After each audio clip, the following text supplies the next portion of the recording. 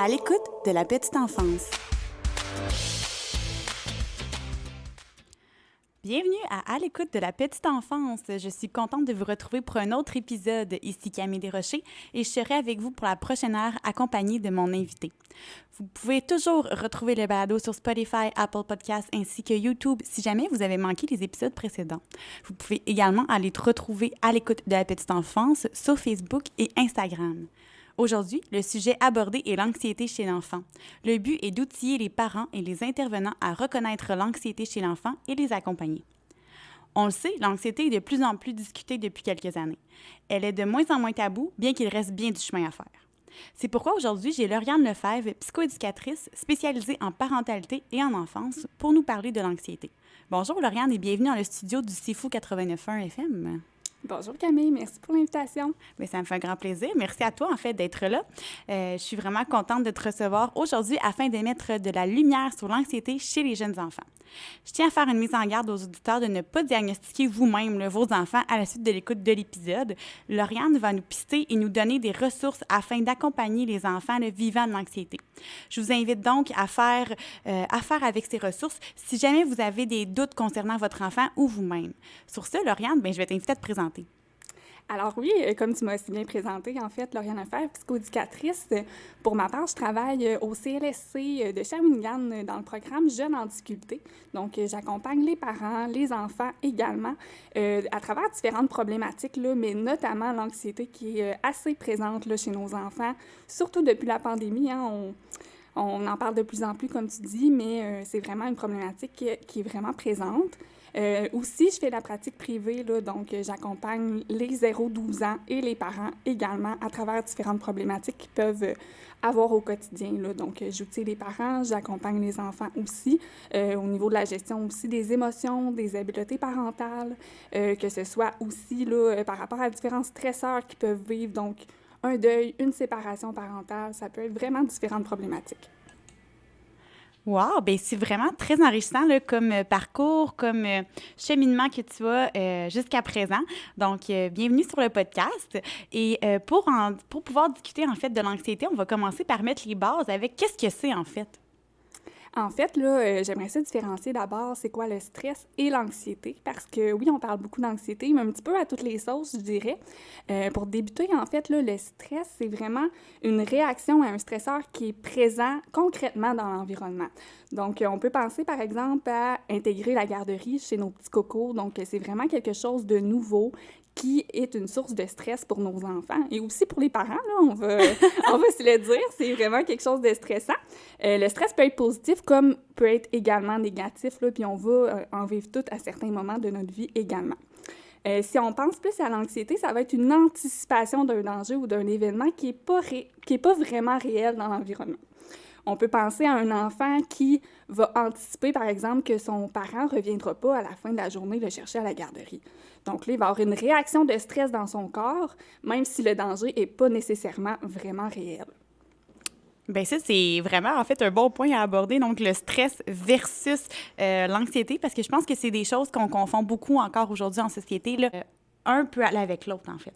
Mais oui, parce que le stress, en fait, c'est une réaction, comme je disais, dans le corps. Donc, ça active les hormones de stress, puis ça permet à l'enfant d'avoir l'énergie nécessaire pour affronter là, ce stress-là. Puis dans l'anxiété, comme je disais, c'est l'anticipation. Donc, l'événement n'est pas nécessairement réel, mais peut l'être, par contre. Donc, dans son corps, la réaction de stress va quand même être là, va être générée.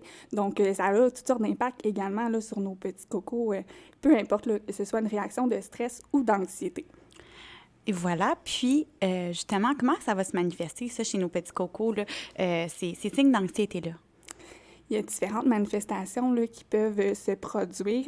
On peut penser aux symptômes physiques qui souvent sont les plus connus, des maux de ventre, des maux de tête, des maux de cœur aussi là, qui peuvent être présents. Mais ça peut aussi se manifester par des difficultés de sommeil.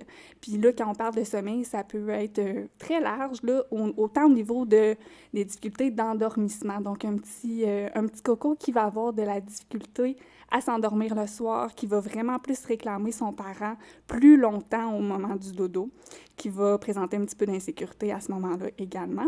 Peut avoir des peurs au moment du dodo aussi, là, peur des monstres, peur de différentes créatures aussi. Là, on voit ça fréquemment chez nos cocos, puis ça fait partie du développement normal aussi. Donc, si on a ces peurs-là qui sont présentes, il ne faut pas nécessairement s'inquiéter tout de suite. On va parler plus tard là, de comment l'accompagner, notre enfant, mais ça fait vraiment partie aussi du développement typique de nos petits cocos. Donc, discuter de sommeil aussi, là, des réveils fréquents qui peuvent se passer durant la nuit, des cauchemars. Donc, les réveils peuvent être causés par les cauchemars ou tout simplement notre enfant qui voudrait être sécurisé à ce moment-là pendant la nuit. On peut aussi voir des conséquences au niveau des émotions, des comportements. Un enfant qui pourrait être plus irritable, faire beaucoup de crises de colère aussi. Puis des fois, on se pose des questions, mais voyons, qu'est-ce qui se passe? Il y a donc bien beaucoup d'émotions, mais ça peut vraiment être causé par l'anxiété, là, toutes ces crises de colère-là, cette irritabilité-là. On peut aussi avoir des enfants qui vont être plus isolés, donc qui vont moins entrer en contact avec les autres enfants, qui vont jouer plus en retrait. On pourrait voir aussi des pleurs qui sont plus fréquents. Donc, un enfant qui est très triste, qui pleure beaucoup. Donc, au moment des séparations, peut-être avec son parent, mais à différents moments aussi pendant la journée, on pourrait voir cette réaction-là au niveau de l'enfant qui présente un petit peu d'anxiété. L'enfant pourrait aussi avoir des difficultés au niveau de sa concentration. Donc, de faire des apprentissages à ce moment-là, ce serait très difficile parce que il pourrait avoir de la difficulté à rester assis, à faire un casse-tête, par exemple, à regarder un livre, peu importe là, qu'est-ce qu'il est en train de faire, ça pourrait être plus difficile pour lui de se concentrer. On peut voir dans certains cas aussi des régressions au niveau de la propreté, au niveau de son autonomie également. Donc, un enfant qui serait propre, par exemple, puis là, bien, il recommence à faire pipi au lit ou il était capable de s'habiller facilement, puis là, ça devient un petit peu plus difficile pour lui de faire des tâches pour lesquelles il a les capacités de le faire, en fait. Puis, on peut voir aussi là, des impacts au niveau de l'alimentation. Donc, un enfant qui aurait un petit peu moins d'appétit, ça peut faire partie également là, des manifestations de l'anxiété chez nos enfants. Je pense que plusieurs parents et intervenants peuvent reconnaître là, des enfants de leur entourage par ce que tu viens de décrire. Puis à quel âge qu'on peut vraiment se dire qu'on peut détecter que c'est vraiment un signe d'anxiété? En fait, l'anxiété, c'est pas nécessairement pathologique. Là. L'anxiété, on en vit tous au quotidien, comme je disais, puis les stresseurs sont positifs comme peuvent être négatifs, mais l'anxiété peut s'observer là, dès la première année de vie de l'enfant. Si on se ramène un petit peu à nos notions là, de développement de l'enfant, l'enfant en bas âge là, va vivre beaucoup d'expériences nouvelles, donc il est normal qu'il vive du stress et de l'anxiété. Les peurs font partie aussi du développement typique, là, comme on parlait tantôt, les peurs des monstres, les peurs des étrangers aussi, ça fait partie là, du développement chez nos 7-8 mois, par exemple, ça peut commencer, on peut le voir, l'enfant qui va réagir fortement avec une personne inconnue, ça fait vraiment partie de son développement à ce moment-là. Il peut aussi avoir peur là, de certains bruits autour d'un an aussi, donc ça peut faire partie du développement typique. Donc, comme on disait, ça se chevauche le stress et l'anxiété, donc on peut l'observer très tôt dans le développement chez nos cocos, là, dès la première année de vie. Quand même, ça, c'est quand même des choses aussi qui sont intéressantes à savoir, comme l'anxiété de séparation. Je pense que ça, c'est une forme d'anxiété qu'on parle beaucoup, étant donné que bien nos enfants, un jour, quittent le nid pour la garderie, le milieu de garde. Et puis là, souvent, on se retrouve peut-être en tant que parent confronté à voir son enfant qui ne veut peut-être pas y aller. Il a peur. Quand le parent quitte, il pleure. Ça, dans le fond, je pense que c'est aussi un stresseur pour le parent, en fait. Là. Des fois, on va porter l'enfant, puis ça nous fait quelque chose en tant que parents là, au cœur de voir ça. Fait que ça, je pense que c'est une forme d'anxiété quand même qui sont parmi les plus vues chez les enfants, si je ne me trompe pas, là. Effectivement, l'anxiété de séparation fait vraiment partie là, de la forme d'anxiété qu'on va retrouver le plus là, chez les 0-5 ans. Parce que tout ce que tu viens de nommer, en fait, là, c'est des moments où l'enfant expérimente des premières séparations Absolument. Avec son parent par la garderie. Aussi, au moment du dodo, c'est une séparation extrêmement difficile. L'enfant n'a pas la notion du temps, donc il va s'endormir, mais il ne sait pas c'est quand le matin il va arriver, c'est dans combien de temps concrètement. C'est extrêmement difficile pour lui, donc ça génère une grande détresse là, chez nos enfants. Oui, bien, j'en doute pas, tu sais, j'y pense, puis je me mets à leur petite place de sont tout neufs dans la vie encore, ces enfants-là. Puis dans le fond, c'est vraiment de les accompagner puis de les guider là-dedans. Puis parmi les autres formes d'anxiété les plus vues chez l'enfant, est-ce que tu en aurais d'autres exemples? En fait, on va parler d'anxiété de manière plus générale parce que l'enfant, là, je vais parler là, de la notion des 4 ingrédients du stress qui est assez intéressante puis qui va nous permettre, là, en tant que parents, éducateurs, intervenants qui nous écoutent, de comprendre un petit peu là, les réactions chez nos cocos. Super. C'est une chercheure, en fait, québécoise qui s'appelle Sonia Lupien qui a développé ce concept-là des 4 ingrédients du stress. Puis, on peut le retenir là, sous l'acronyme CINE, donc C-I-N-E accent aigu. Le C, pour prendre la première lettre, c'est le contrôle faible. Donc, l'enfant ou la personne, parce que ça s'applique aussi aux adultes, a l'impression de ne pas avoir le contrôle sur la situation. Donc, à ce moment-là, si on a l'impression de ne pas avoir le contrôle sur la situation, ça pourrait générer une réponse de stress chez nous. Donc, il y a différentes situations là, qui peuvent impliquer cet ingrédient-là. Puis, comme adulte, souvent, on en a beaucoup. Puis le contrôle, c'est des fois difficile de ne pas avoir le contrôle sur des situations. Le deuxième ingrédient, c'est l'imprévisibilité. Donc, quelque chose qui arrive, qu'on n'avait pas vu venir, puis là, on peut ajouter à ça le contrôle faible également. Donc, si on ajoute un deuxième ingrédient dans une situation, la réaction de stress va être encore plus importante. On en a besoin de juste un pour avoir du stress, mais c'est sûr que si on en a 2, 3 et 4 ingrédients qui sont présents dans une situation, la réponse de stress va être beaucoup plus importante à ce moment-là. Ensuite, on a le N pour la nouveauté. Puis là, on parlait des expériences nouvelles chez les 0-5 ans qu'ils vivent. Donc, tout ce qui est nouveauté, nouveau groupe à la garderie, nouvelle éducatrice, nouvelle intégration à la garderie ou plus tard, là, nouvelle école aussi. Ouais. Tout ça, c'est vraiment des situations qui peuvent générer du stress chez nos enfants. Et la dernière lettre, c'est E accent aigu pour ego menacé. Donc, l'enfant a l'impression qu'on remet en question ses capacités. Puis ça peut avoir un impact, en fait, là, sur sa confiance en lui dans différentes situations. Donc, voilà, quand même, là, au quotidien, si on a ça de présent, on peut garder ça en tête pour les accompagner aussi, nos enfants, ou juste pour comprendre, là, qu'est-ce qui se passe chez eux, pourquoi ils réagissent. Tout à fait. Puis je pense aussi qu'on peut se retourner, mettre un miroir à cette théorie de Sonia Lupien-là, pardon. Puis aussi, se les appliquer à nous, des fois, comment que nous, on peut réagir avec nos enfants, qu'est-ce qu'on peut projeter à nos enfants en lien avec cette méthode ciné-là. Donc, parce que c'est les facteurs de stress, en fait, pour tous, là. Puis, comment que nous, justement, on peut aider à apaiser l'enfant, à l'accompagner dans son anxiété sur le moment ou bien, tu sais, à long terme? Qu'est-ce qu'on peut faire? C'est certain qu'au quotidien, on peut parler de stratégies préventives pour... Ça le dit, hein, stratégie préventive, on va prévenir l'anxiété chez nos cocos. Ça peut être par différentes attitudes parentales ou les routines claires là, à la maison ou dans le milieu de garde aussi. Là.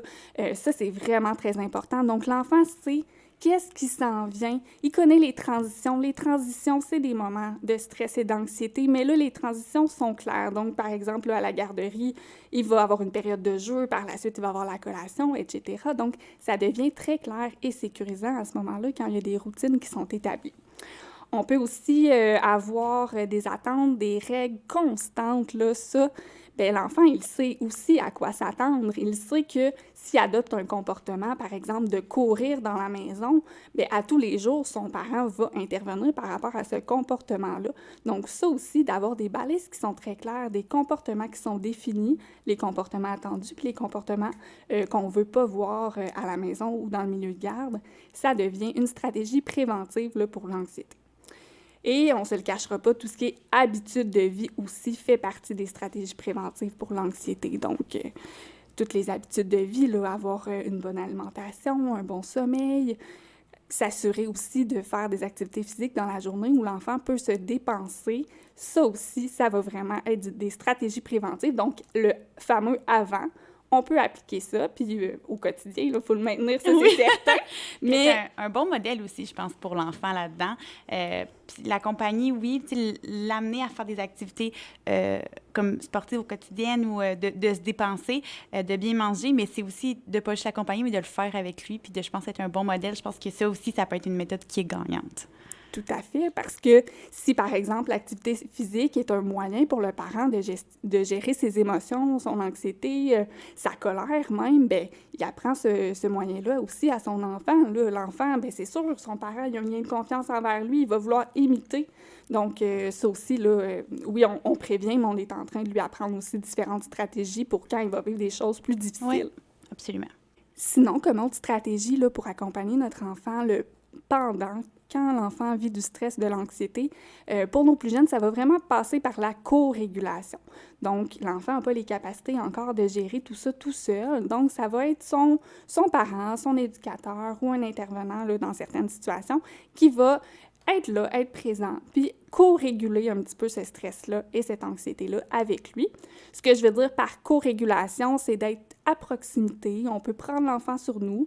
On peut tranquillement faire des grandes respirations avec lui, des respirations qui sont lentes, parce que souvent, quand l'enfant est stressé, bien, il va respirer vite. Là. Il ne prendra pas le temps de respirer lentement. Donc, on va être un modèle positif pour lui. On va le faire avec lui à proximité, cette respiration-là. On peut aussi lui faire un câlin, le flatter, être à proximité aussi. Là. Tout ça, c'est des stratégies de co-régulation qui vont vraiment aider pendant une réponse là, de stress chez notre enfant. Oui.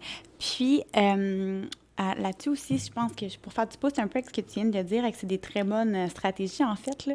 Mais aussi, c'est d'apprendre en tant que parent, en tant qu'intervenant, à reconnaître, je pense, les signes d'anxiété, comme tu as mentionné tantôt, comment que l'anxiété pouvait se manifester là, chez les enfants. Fait que je pense que c'est vraiment ça, là, en fait, aussi. Tout part de la reconnaissance pour pouvoir ensuite bien accompagner avec la stratégie adaptée à l'enfant. Mm-hmm. Puis il faut voir au-delà de ces manifestations-là, c'est des comportements des fois qui peuvent être dérangeants. Si on pense aux crises de colère, à l'irritabilité, bien, on pourrait dire, mon Dieu, on est épuisé, il fait beaucoup de crises, mais il faut voir au-delà de ça puis se dire, ah, OK, c'est de l'anxiété, donc je vais prendre le temps d'aller nommer qu'est-ce que j'observe chez l'enfant. Donc, je vois que ça va pas, je vois que tu as beaucoup d'émotions en dedans de toi, puis tu as besoin de sortir tout ça. Est-ce que tu as besoin d'aide? Est-ce que je peux t'aider? Est-ce qu'on prend une grande respiration ensemble? Oui, bien, j'apprécie vraiment le fait que tu le nommes de cette manière-là, parce que justement, on est là pour accompagner, pour aider. Puis, bien, ça prend, pour pouvoir aider, pour pouvoir accompagner, il faut que nous, on soit outillés pour le faire. Ça, c'est des excellents moyens que tu viens de nous nommer. Puis aussi, est-ce que tu pourrais y aller avec si tu le veux bien, aller avec des petits trucs là, qu'on peut utiliser au quotidien pour les aider? Oui, il y a différents moyens, là. Donc, on va d'abord, plus l'enfant est jeune, passer par la co-régulation, comme je disais tantôt, mais il y a d'autres moyens qu'on peut aussi utiliser tranquillement avec l'enfant pour que plus tard, quand il va avoir la capacité de se réguler par lui-même, il va pouvoir aller vers ce genre de moyens-là. Ça peut être là, d'écouter de la musique douce, par exemple, de faire différentes techniques de méditation. Ce que j'aime bien, c'est la technique des 5 sens. Donc, on va, avec l'enfant, identifier un élément par sens. Donc, une chose que je vois, une chose que j'entends, une chose que je sens, une chose que je goûte aussi, une chose que je touche. Donc ça permet vraiment là, de se recentrer sur le moment présent. Donc on peut le faire au début avec l'enfant, puis si l'enfant apprécie ce moyen-là, bien, il va pouvoir le faire éventuellement par lui-même de manière autonome aussi.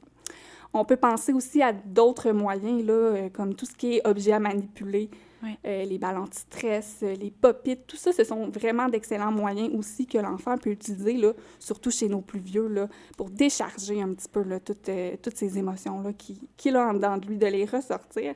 Ça peut vraiment bien fonctionner. Et il y a aussi les livres qui sont vraiment le fun avec les enfants aussi, qui permettent de s'identifier à un personnage qui vit du stress, de l'anxiété, puis d'apprendre aussi là, à l'enfant, c'est quoi les manifestations dans ton corps? Parce que l'enfant qui a mal au ventre va penser qu'il est malade, alors que bien, il peut être stressé et anxieux, mais il est très jeune et il n'a pas ces connaissances-là. Donc, on peut lui apprendre qu'avoir mal au ventre, ça peut être du stress et de l'anxiété par les livres, par exemple. Absolument. Puis, si on y va plutôt là, à long terme, donc est-ce qu'il y a des choses qu'on peut modifier dans l'environnement? Est-ce que la consultation, à quel moment là, qu'on peut agir aussi sur ces effets-là là, externes à l'enfant? En fait, là, pour ce qui est de la consultation, c'est vraiment quand on est inquiet pour nos cocos, qui a un grand impact au niveau du fonctionnement, bien là, on pourrait aller chercher de l'aide et aller consulter. Quand les stratégies parentales n'ont pas fonctionné, qu'on voit que l'enfant s'isole de plus en plus, évite certaines situations, ne veut plus du tout aller en milieu de garde, là, à ce moment-là, on pourrait aller chercher de l'aide là, pour notre enfant, pour avoir des stratégies un petit peu plus poussées et spécifiques en lien avec la situation familiale ou la situation de l'enfant là, de manière plus particulière. Si jamais aussi le parent est épuisé, ça a un impact là, sur son sentiment de compétence parentale. Il ne faut pas hésiter non plus, là, même si en tant que parent, vous avez plein de bonnes stratégies, mais vous êtes épuisé, vous ne savez plus quel côté prendre là, dans tout ça. C'est important aussi d'aller chercher de l'aide. Oui, parce que des fois aussi, on va se dire, ben, tu sais, il me semble qu'il n'est pas si pire que ça, tu sais, je me sens, tu sais, il n'est pas si pire que ça, je ne vais pas aller consulter pour ça, mais si c'est vous aussi qui commencez à tranquillement acheter le bateau, puis il ne faut pas vous oublier là-dedans, c'est vraiment important de prendre, tu sais, pour prendre soin d'eux, il faut prendre soin de soi en premier. Donc, tout le monde là-dedans doit se tenir et être en bonne posture pour aider, pour s'entraider plutôt. Oui, puis des fois, c'est une question de quelques rencontres. Là, je le vois en pratique privée, un parent qui a besoin de se faire valider. Donc, ça va être des fois 2-3 rencontres, puis on reclarifie certaines choses ensemble. Des fois, je fais juste être là pour renforcer le parent, puis ça a vraiment un impact parce qu'un parent qui se sent plus en confiance, bien, va être plus en confiance dans son rôle de parent au quotidien avec l'enfant. Puis c'est sûr que l'enfant, là, au niveau de son fonctionnement, on va voir des super beaux impacts positifs assez rapidement aussi. Oh, wow! Bien, ça, c'est vraiment, je pense, des belles victoires aussi de ton emploi, de voir, de ta pratique, en fait, là, de voir des petites victoires, d'avoir des personnes qui ressortent après quelques rencontres avec vraiment des résultats positifs. C'est clairement quelque chose de gratifiant et tu peux, en fait, en être fier. On va aller pour une petite pause publicitaire. Puis à notre retour, on va parler, en fait, des grandes transitions que l'enfant va vivre là, au cours de sa petite enfance. Donc, on se dit à tantôt! À l'écoute de la petite enfance.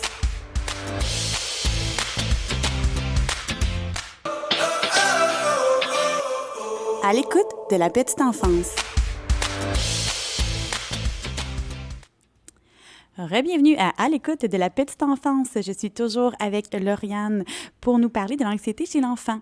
Et on va aborder comment, en fait, préparer l'enfant aux grandes transitions qu'il vivra là, en petite enfance. Oui, avec plaisir. En fait, là, il y a différentes stratégies qu'on peut utiliser, là, qu'on soit parent, éducateur, intervenant, encore une fois, pour préparer notre enfant à ces différentes transitions-là. J'ai en tête là, l'intégration à la garderie pour nos cocos. On peut utiliser à ces moments-là un objet de transition qu'on appelle. En fait, un objet de transition, c'est que ça permet c'est de donner un objet, en fait, qui appartient souvent à l'adulte de confiance ou la figure d'attachement de l'enfant, puis on va lui laisser à ce moment-là pour sa journée. Donc, ça maintient le lien de confiance entre l'enfant et son parent pendant la journée. On peut, par exemple, penser à un bracelet qui appartient à maman où l'enfant, quand il va s'ennuyer de maman, va pouvoir regarder le bracelet, toucher son bracelet, le faire bouger dans son bras pendant la journée à la garderie. On peut aussi prêter un chandail qui appartient aux parents, mettre un petit parfum aussi. On peut vraiment là, personnaliser cet objet-là de transition. Ça devient extrêmement sécurisant. Puis l'enfant qui se sent un petit peu moins bien durant la journée va prendre son petit chandail, va le sentir, puis là, il va souvent se calmer à ce moment-là. Fait que ça peut être ce genre d'objet-là. Les objets plus traditionnels là, qu'on connaît, laisser un toutou, laisser un doudou, une doudou que l'enfant aime bien, là, ça se promène entre le milieu de garde et la maison aussi. Ça peut être une photo de ses parents, une photo de la famille aussi que l'enfant va avoir dans son petit sac durant la journée ou qu'on va laisser là, pas très loin à la garderie puis que l'enfant il va pouvoir regarder cette photo-là aussi durant la journée. Ça peut faire partie là, d'un objet de transition extrêmement sécurisant pour notre enfant. Puis, en tant qu'intervenant aussi, c'est bien lorsqu'on accueille un nouvel enfant dans notre groupe, lorsqu'on accueille un nouvel enfant dans le milieu de garde, c'est bien de demander ça de prime abord là, aux parents, d'arriver avec ça déjà en main, même si peut-être que l'enfant, il n'en aura pas de besoin, mais si jamais vous allez l'avoir avec vous, puis ça peut être sécurisant aussi pour l'enfant de rentrer puis d'avoir sa petite photo de famille dans son petit casier, ça peut être quelque chose aussi qui vient justement apaiser et désamorcer l'enfant qui allait peut-être se sentir peut-être un petit peu plus insécure à ce moment-là. Oui, puis l'enfant pourrait aller montrer la photo de ses parents aux autres amis. Ça pourrait aussi être une opportunité d'entrer en contact avec les autres enfants. Absolument. Parce que l'enfant qui est plus timide, qui arrive dans un nouveau groupe, qui arrive à la garderie, pourrait être aussi là, un petit peu plus gêné d'aller vers les autres amis ou d'aller vers l'éducatrice. Donc ça aussi, ça peut être intéressant, là, la photo. Puis j'ai déjà entendu aussi là, une maman qui dessinait un petit cœur là, au moment d'aller porter l'enfant à la garderie, dessinait un petit cœur sur la main de l'enfant, dessinait aussi un petit cœur sur sa main, puis là, faisait une petite discussion avec l'enfant pour dire, tu sais, si ça va pas, regarde, on a chacun notre petit cœur, ça nous unit ensemble. Donc, pendant la journée à la garderie, là, moi, je vais penser à toi. Fait que ça aussi, c'est le fun, ça permet de créer un petit rituel aussi le matin entre le parent et l'enfant. Oui. C'est beau à voir, puis on voit aussi que que c'est positif puis que ça fonctionne, en fait, là. L'important, c'est juste de trouver ce qui fonctionne pour vous et votre enfant.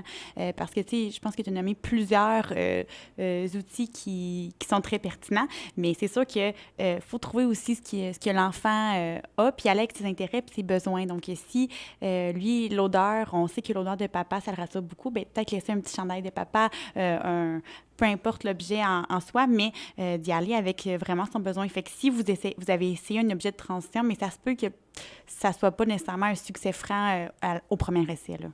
Oui, vraiment. Puis c'est la même chose pour les moyens là, qu'on discutait tantôt. On va y Oui, aller absolument. selon les intérêts de l'enfant. C'est sûr que si c'est un enfant qui est plus calme, on ne demandera pas, on n'utilisera pas, en fait, on ne lui demande pas là, en petite enfance, mais on n'utilisera pas l'activité physique. Si c'est un enfant qui est plus calme, c'est la même chose. Donc, on le sait, là, qu'est-ce qui fonctionne souvent à la maison. Oui. Donc, c'est plus facile comme ça de le transposer aussi au milieu de garde. Donc, son petit toutou préféré, ben c'est un super bon objet de transition là, à apporter au milieu de garde. Oui, ça se trimballe super bien.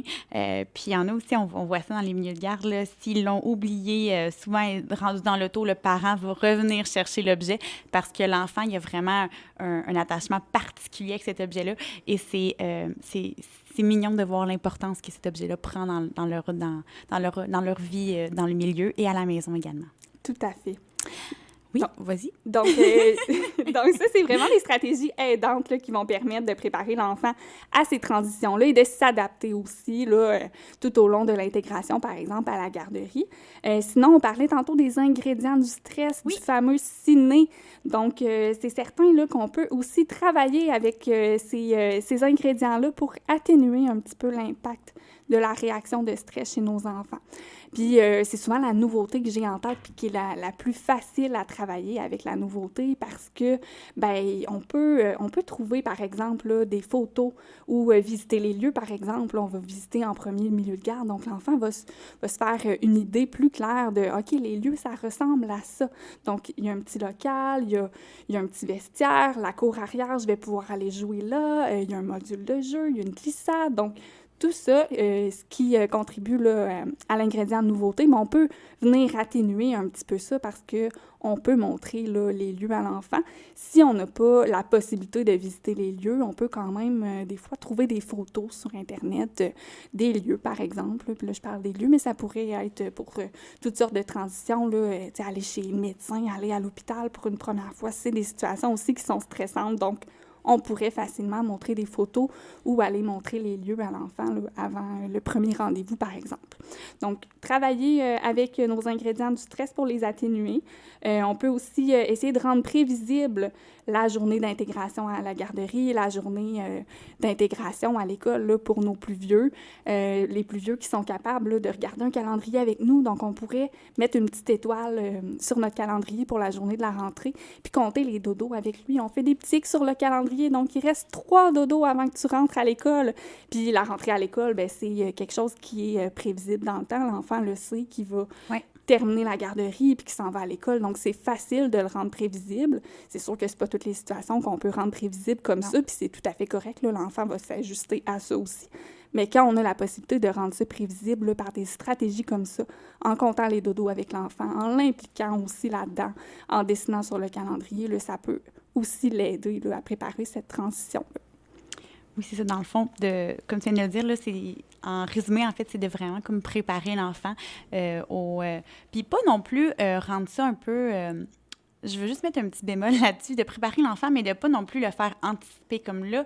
Il te reste 7 jours avec ton éducatrice à la garderie. Après ça, c'est terminé. Tu sais, il y a aussi des parents qui veulent bien faire, de bien préparer l'enfant, mais en anticipant aussi une espèce de fin, au lieu de peut-être plus axer ça sur la nouveauté qu'il va vivre, la belle transition qu'on veut faire avec l'école, mais à la place, on axe peut-être ça un peu plus sur la fin d'une espèce d'époque, là, de leur vie, d'épisode.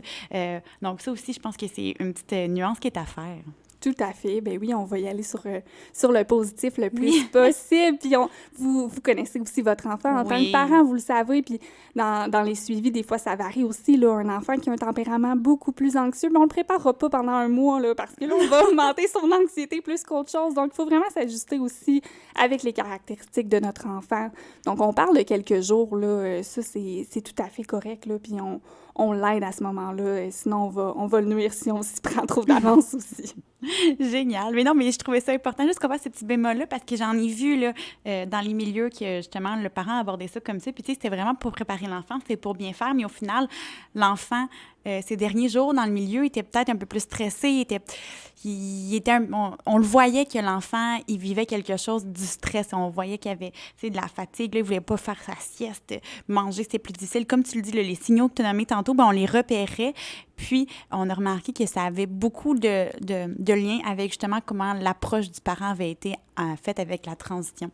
Fait que je pense que c'est quelque chose aussi de spécifique. Donc, merci de l'avoir fait. L'enfant anxieux va avoir de la difficulté à être dans le moment présent parce qu'il va être dans l'anticipation. Oui. C'est ça, fait que oui, tout est dans le dosage, effectivement. Puis si vous avez de la difficulté à faire ce dosage-là, ben c'est à ce moment-là aussi là, une opportunité pour aller chercher les services, là, parce qu'on peut vous outiller là, en tant que professionnel à ce niveau-là, à bien doser la préparation de votre enfant. Super. Bien, merci d'être là pour ça.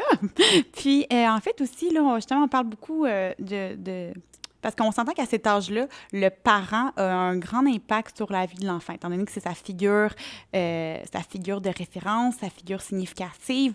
Mais on parle aussi de... Est-ce que mon anxiété se partage? On voit souvent ça, là. Là, le papa, là, il est stressé au travail, là, puis je pense que ça se ressent dans le sommeil de mon enfant, dans comment il agit à la maison.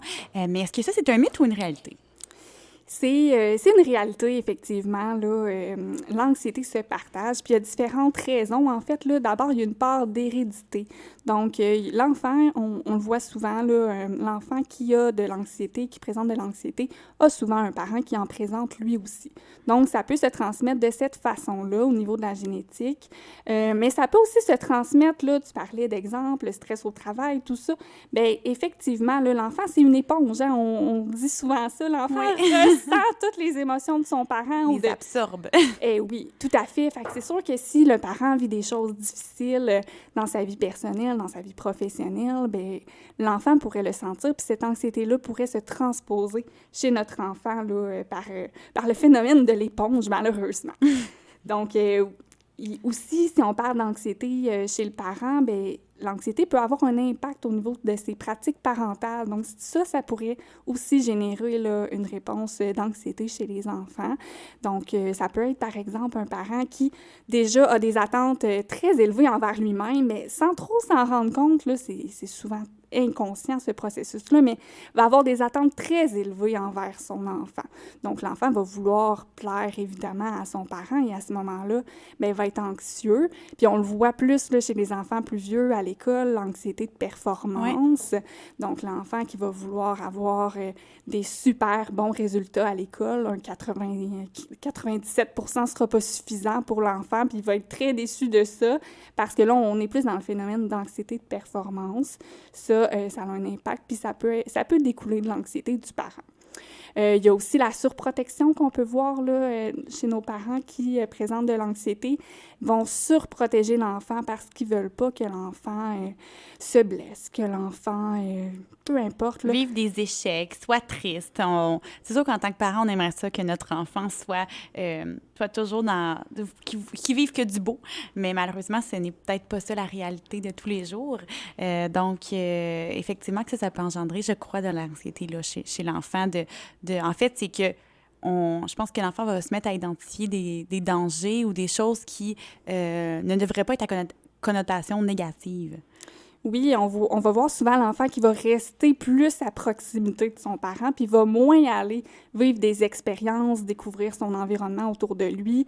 Donc, il va rester proche par peur du danger qui souvent vient du parent à ce moment-là, mais on peut pas envelopper nos enfants de papier bulle, hein, malheureusement. Donc, il faut que notre enfant vive des expériences, il faut qu'il tombe, il faut qu'il se blesse, puis c'est à ce moment-là qu'il va apprendre que, c'est ça, on marche correctement, on s'en fâche pas trop dans nos pieds. Puis on se relève, même si on tombe. C'est ça aussi qui est important d'apprendre. T'sais.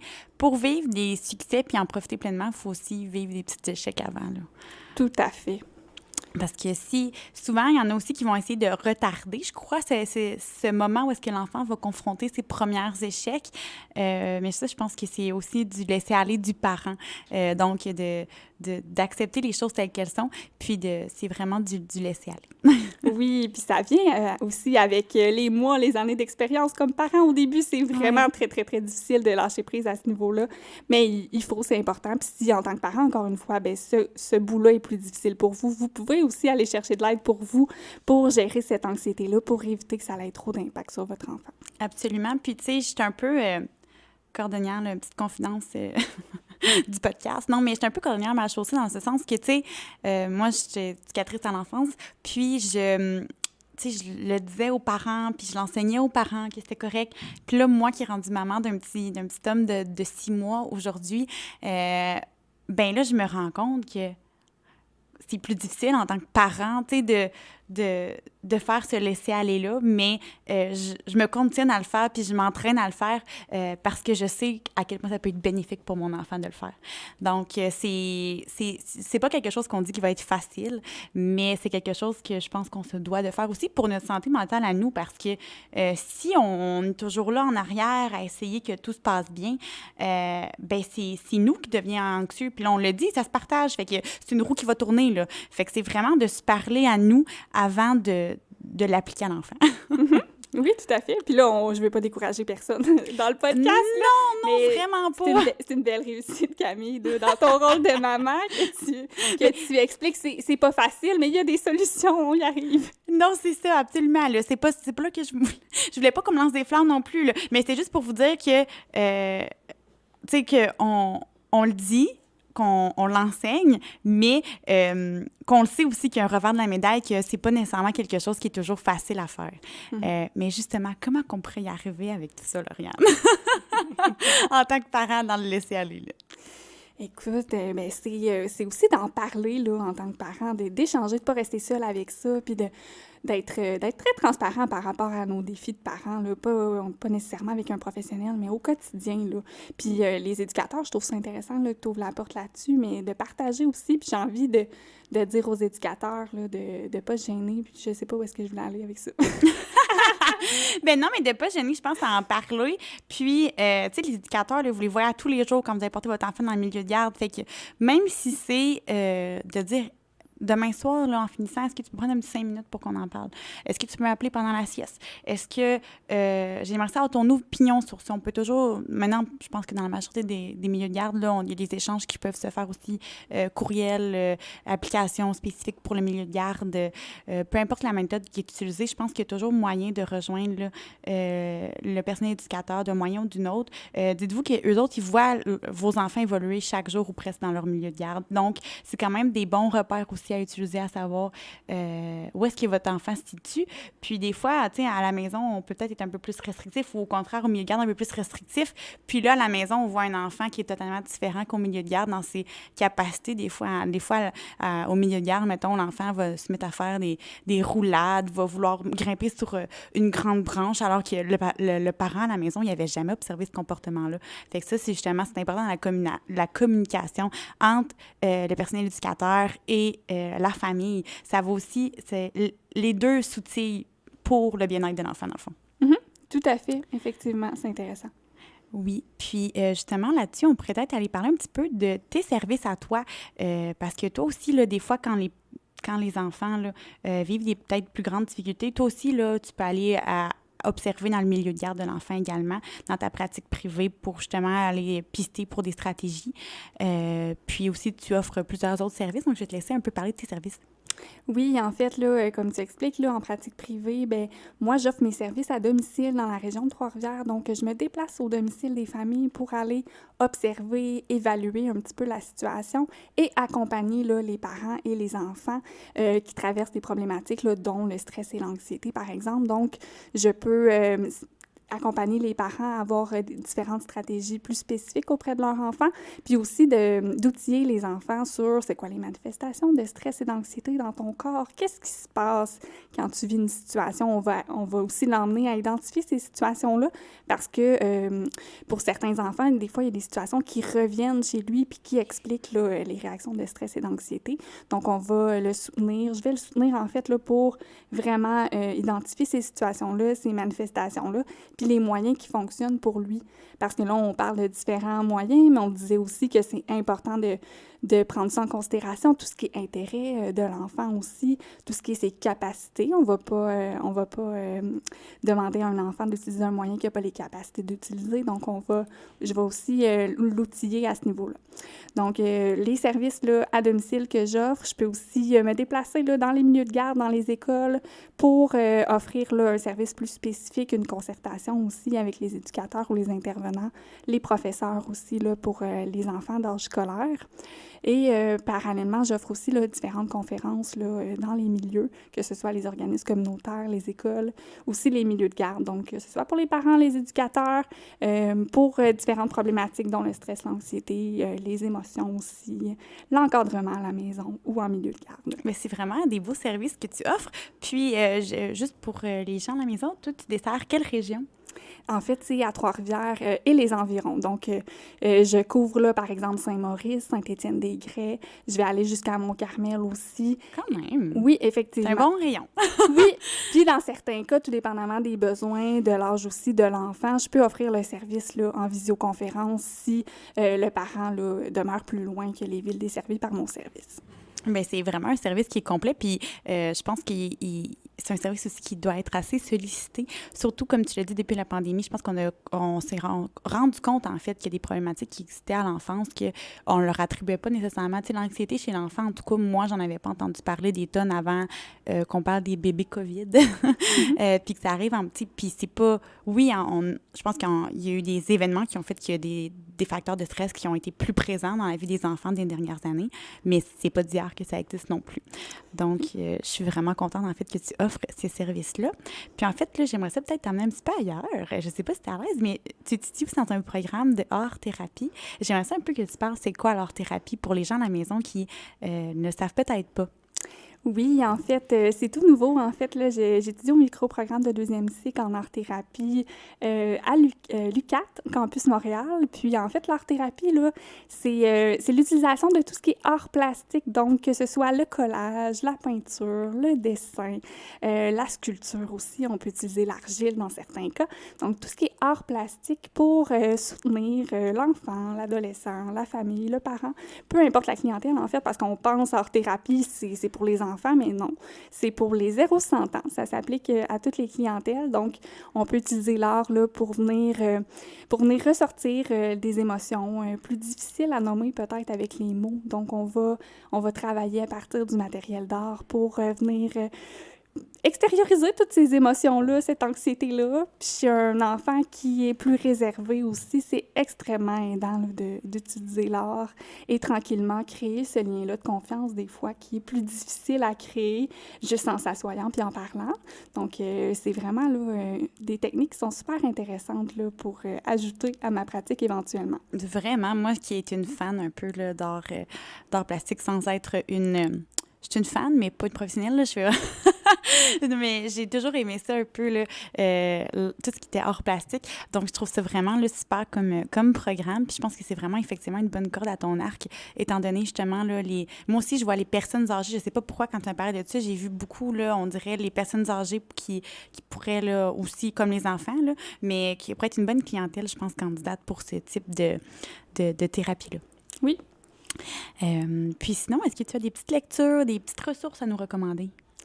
Oui, tantôt, on parlait d'anxiété de séparation, Oui. hein, la forme d'anxiété qu'on retrouve le plus chez nos 0-5 ans. Il y a un livre super intéressant qui s'appelle Le fil invisible. J'aurais pu, je te regardais depuis tantôt, puis je me suis dit, elle m'a parlé d'une lecture qu'elle aimerait ça suggérer, Le fil invisible. Je seconde la recommandation. Oui, c'est tellement intéressant, là, le fil invisible, en fait, pour visualiser, même si c'est pas visualisable, ce fil invisible-là qui unit le parent à son enfant. Donc, peu importe l'enfant où il se retrouve, il y a ce fil-là qui existe avec son parent, puis son parent pense à lui. Donc, ça maintient le lien de confiance, le lien d'attachement. Donc, pour préparer aussi les transitions, ça pourrait être une excellente lecture à présenter à notre enfant aussi. Puis ça peut être intéressant, là, je parle de d'autres problématiques, mais par exemple, le deuil aussi. Oui, absolument. Ce livre-là pourrait être intéressant aussi là, pour parler du deuil, du lien qui existe encore là, avec ce fil invisible là, pour une personne qui est décédée.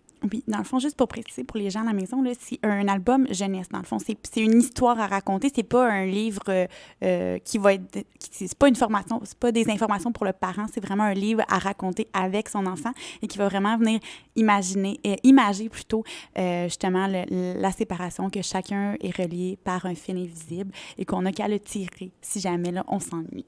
Oui. Il y a aussi le Dino anxieux, qui est un livre intéressant aussi pour emmener l'enfant à comprendre c'est quoi les manifestations d'anxiété dans son corps aussi, quand c'est plus abstrait pour lui. Donc, ça aussi, c'est un livre d'histoire là, qui s'adresse à nos cocos. Donc, on peut prendre le temps de le lire avec lui aussi. Puis, on peut reprendre les concepts de ce livre-là aussi quand on voit qu'il présente des manifestations là, plus physiques d'anxiété au quotidien. Super, je ne connaissais pas cette recommandation-là, mais j'ai sûr que je vais aller m'informer là-dessus. Et je vais aussi les partager, là, les liens vers ces petites ressources-là là, dans la barre de description de l'épisode. Et je vais aussi là, partager ta page professionnelle et tes coordonnées là, si jamais des gens de la région aimeraient entrer en contact avec toi pour parler justement de leur situation, que ce soit sur l'anxiété ou autre. Je pense que tu offres une belle panoplie de services qui peut être très bénéfique pour bien des familles de la région. Donc, je tiens à te remercier. En fait, c'est pas mal ce qui conclut là, tout notre épisode sur l'anxiété chez l'enfant. Merci vraiment, Lauriane, de t'être prêtée au jeu. Tu as vraiment fait un beau topo de ce qu'était l'anxiété chez l'enfant. Tu as donné des beaux outils clairs et tu as fait une belle présentation aussi, en fait, de tout ça. Là. Je pense que c'est une petite heure bien investie pour les familles, les intervenants qui côtoient des enfants avec des signes d'anxiété. Donc, merci à toi. Je tiens aussi à faire un merci spécial à la savonnerie artisanale Jadis, que tu as reçu là, un petit paquet, justement, Lauriane, de leur part. Puis, un autre remerciement, bien sûr, au studio du CIFO 89.1 FM de nous avoir là, reçus pour enregistrer l'émission d'aujourd'hui. Et un dernier remerciement du jour, bien sûr, à vous les auditeurs. Donc, n'hésitez pas à m'écrire des commentaires constructifs, des suggestions, des retours sur comment vous avez trouvé l'épisode. Tout se dit positif comme négatif, tout est dans la manière de le dire. Vous pouvez aller suivre le balado sur les différentes plateformes. Le lien vers celle-ci va se retrouver en description. Donc, je vous dis merci mille fois et on se dit à la semaine prochaine.